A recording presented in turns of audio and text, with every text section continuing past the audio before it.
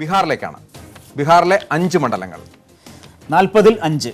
40-ൽ 5 എന്നത് ബീഹാർ വലിയ തോതിലുള്ള ഒരു പരീക്ഷണം, രാഷ്ട്രീയ പരീക്ഷണം, ആ രീതിയിൽ വളരെ കൗതുകകരമായ കാഴ്ചകളുള്ള ഒരു സ്ഥലമാണ്. എന്തായാലും നമുക്ക് ആദ്യം തന്നെ 40-ൽ 5 എന്ത് സംഭവിച്ചു 2014 2009 രാജീവ്? സതീഷ്, 40-ൽ ബീഹാറിൽ നോക്കിക്കഴിഞ്ഞാൽ ഇത്തവണ ഈ 23-ന്, അതായത് നാളെ നമ്മുടെ കേരളത്തോടൊപ്പം തെരഞ്ഞെടുപ്പ് നടക്കുന്ന 5 മണ്ഡലങ്ങളിൽ കഴിഞ്ഞ തവണ കോൺഗ്രസ് 3 എണ്ണം വിജയിച്ചു. കോൺഗ്രസിനോടൊപ്പമുള്ള സഖ്യകക്ഷികളും 3 എണ്ണം വിജയിച്ചു. BJP 2 മണ്ഡലങ്ങൾ വിജയിച്ചു. BJPയും BJPയോടുള്ള സഖ്യകക്ഷിയും. ഇതാണ് ഈ 5 മണ്ഡലങ്ങളാണ് തെരഞ്ഞെടുപ്പിലേക്ക് പോകുന്നത്. ഇതിൽ മറ്റു ചില ഘടകങ്ങൾ കൂടി നമുക്ക് നോക്കാം.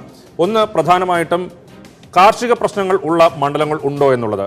കാർഷിക പ്രശ്നങ്ങളുള്ള ഇതിൽ 5-ൽ 4 മണ്ഡലങ്ങളിലും കാർഷിക പ്രശ്നങ്ങളുണ്ട്. അതിൽ 3 എണ്ണവും കഴിഞ്ഞ തവണ കോൺഗ്രസ് ആണ് വിജയിച്ചത്. ഇത് ഇത്തരത്തിലുള്ള കാർഷിക പ്രശ്നങ്ങൾ നിലനിൽക്കുന്ന ഒരു മേഖലയാണ് എന്നുള്ളത് കാണണം. അതുപോലെ തന്നെ മുസ്ലിം ജനവിഭാഗങ്ങളുടെ വോട്ട് സംബന്ധിച്ച് എന്നുള്ളത് നോക്കാം. അവിടെ 20%-ലധികം മുസ്ലിങ്ങൾ ഉള്ള മണ്ഡലമാണ് അരാരിയയിൽ. പക്ഷേ കഴിഞ്ഞ തവണ RJD സ്ഥാനാർത്ഥി തസ്ലീം ഉദ്ദീനാണ് കഴിഞ്ഞ തവണ വിജയിച്ചത്. ഇങ്ങനെ കാർഷിക പ്രശ്നങ്ങളും അല്ലെങ്കിൽ പിന്നോക്ക വിഭാഗങ്ങൾക്കും ന്യൂനപക്ഷ വിഭാഗങ്ങൾക്കും ഒക്കെ പ്രാമുഖ്യമുള്ള, അവർക്ക് സ്വാധീനമുള്ള ഒരു മേഖലയിലാണ് നാളെ ബീഹാറിൽ തെരഞ്ഞെടുപ്പ് നടക്കുന്നത്.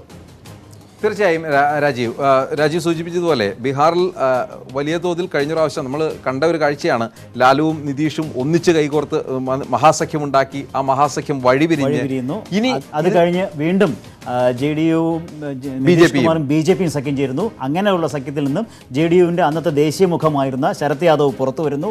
BJPയുമായുള്ള സഖ്യത്തിൽ വിയോജിപ്പ് രേഖപ്പെടുത്തിക്കൊണ്ട് ആ ശരത് യാദവ് ഇപ്പോൾ RJDയുടെ കൈപിടിച്ചുകൊണ്ട് മത്സരിക്കുന്നു.